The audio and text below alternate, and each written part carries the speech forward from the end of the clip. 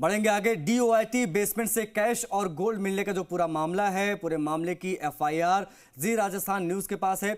आपको बता दें कि जी राजस्थान न्यूज पर सबसे पहले मामले में दर्ज एफआईआर की सारी जानकारी हम आपको देने जा रहे हैं। आरोपी वेद प्रकाश की रिमांड का आज दूसरा दिन है। रविवार को 3 दिन की रिमांड वेद प्रकाश की दी गई।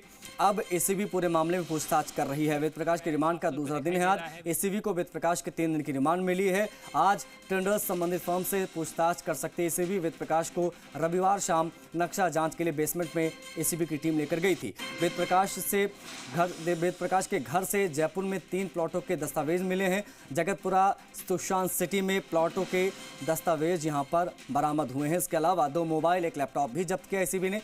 बरामद सोने के जो बिस्किट्स मिले हैं, एसीबी के डर से बताया जा रहा है कि नोटबंदी के समय उसने काली कमाई के जो उगाई का पैसा जो था, उस पैसे के माध्यम से इसने जो है गोल्ड के बिस्किट खरीदे, जो उसने ऑफिस में ही छिपा दिया था।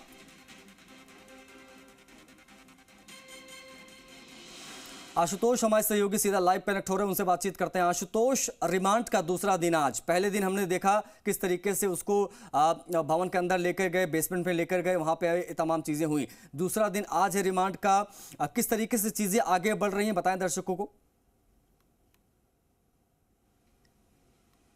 देखिए, बिल्कुल आज वेद प्रकाश यादव की डिमांड का दूसरा दिन है और उस पूरे मामले में हर दिन चौंकाने वाले खुलासे हो रहे हैं। और अब जी राजस्थान न्यूज़ वो खुलासे करने के लिए जा रहा है जिसके पीछे पूरा के पूरा ये जो मकर जाल है घूस का, वो रचा गया था। कैसे ट्रॉली बैग के अंदर और लैपटॉप बैग के अंदर जो कैश है 2 करोड़ से ज़्यादा का, वो वहाँ तक पहुँचा। मेरे सहयोगी को कहूँगा वो कि लगातार दिखाएं कि ये पूरी की पूरी जो जानकारी है। देखिए, इसमें स्पष्ट तौर पे ये लिखा गया है कि कैसे शुरुआती तौर पे संदिग्ध ने चाबी के बारे में जब उसके पूछा गया, उससे पूछा गया कि जो अलमारी उसकी चाबी दे, तो उसने चाबी नहीं दी क्योंकि स्टोर का इंचार्ज वेद प्रकाश यादव भी था। लेकिन उसने चाबी देने में आनाकानी की। उसके बाद में जब उसे सख्ती के साथ पूछताछ की गई तो उसने ये बताया कि वो विभाग की जो क्रय कमेटी होती है, यानी कि जो परचेज कमेटी होती है, तमाम जो उपकरण खरीदे जाते थे, चाहे वो कंप्यूटर की बात करें, प्रिंटर की बात करें, स्टेशनरी की बात करें, उसमें 2 कमीशन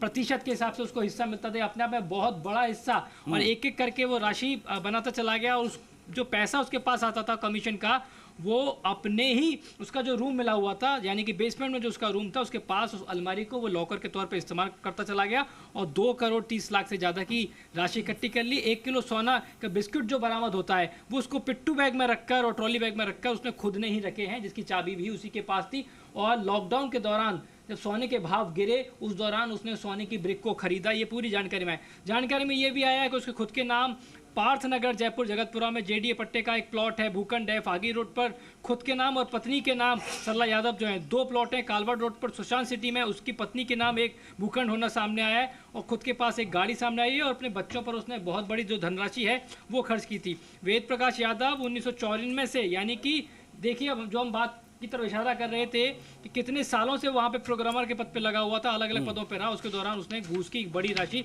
अकूत कर ली। मेरे सहयोगी दीपक इस समय में हमारे साथ जुड़ गए हैं, जो लगातार डीओआईटी को सालों से देख रहे हैं। दीपक, ये अपने आप में बड़ी बात है कि कैसे एक प्रोग्रामर, कैसे एक स्टोर कीपर जो है, उसने इतनी बड़ी जो धनराशि है वो इकट्ठी कर ली। क्या ऐसा संभव है? सालों से आप इस डिपार्टमेंट को देख रहे हैं। देखिए, 96 में वो प्रोग्राम के पद पे लगा और 2023 है वो तो जॉइंट डायरेक्टर है। जैसे जैसे उसका प्रमोशन होता जाए तो उसके साथ में उसने आय से ज़्यादा संपत्ति भी अर्जित कर ली। देखिए, जो स्टोर होता है किसी भी डिपार्टमेंट में, तो खरीद वहीं से होती है और ये भी उसी डिपार्टमेंट में कई सालों से लगा हुआ था। राजस्थान के अंदर हर सरकारी डिपार्टमेंट को ई फाइलिंग पर प्लेटफॉर्म पर लाया जा रहा है। मैनुअल काम है वो बहुत कम हो गए हैं। तो ऐसे में बड़ी हर जिले के अंदर कलेक्ट्रेट हो, जिला परिषद हो या तमाम महकमे हो, वहाँ पर जो कंप्यूटर की जो खरीद होती है या ई फाइलिंग के जो सिस्टम्स होते हैं, इक्विपमेंट्स होते हैं, उसकी खरीद स्टोर के माध्यम से ही होती है। डीओआईटी के अफसर जो बैठे हैं उनको कहना है कि उनकी विंग है, उनसे सालों 10 साल से ऊपर से ज़्यादा का समय हो गया कि उनको पता हो कि उनकी विंग से कभी सामान खरीदा गया हो। के लिए मैं आपको यहाँ रोक रहा हूँ, आप खुद भी देखिए इसमें, इस एफआईआर के अंदर मेरे सहयोगी को कहूँगा कि वो इसको दिखाएं। यहाँ पे लिखा है कि इस एफआईआर के अंदर स्पष्ट लिखा है कि 2% कमीशन मिलता था और ये पैसा इकट्ठा करता था। क्या इतने बड़े टेंडर्स होते थे जिनकी एवज में आपको 2% ही मिलता हो, क्या ऐसा तो नहीं है कि इसका कुछ हिस्सा ऊपर उच्च अधिकारियों तक भी जाता हो? क्योंकि ये अगर 2% ले रहा था कमीशन के तौर पे, तो बाकी का प्रतिशत कहाँ जा रहा था? क्या इसके बारे में अभी तक कुछ किस तरह के कोई अपडेट मिले हैं? देखिए, अब तो पूछताछ का ये सब्जेक्ट है, हालांकि एसीबी अपनी पूछताछ कर रही है, लेकिन देखिए सबसे बड़ा जो फर्जीवाड़ा है वो है ई मित्रा रूरल मशीन में।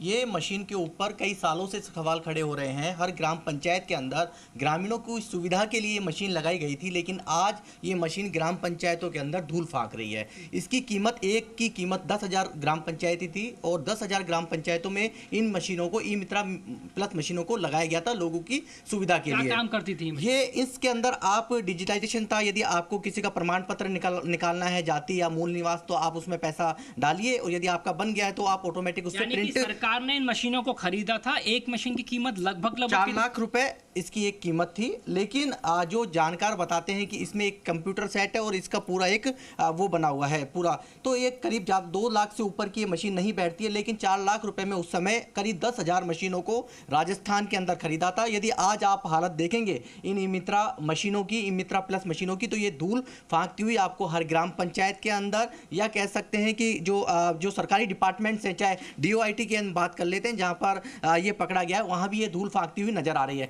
क्योंकि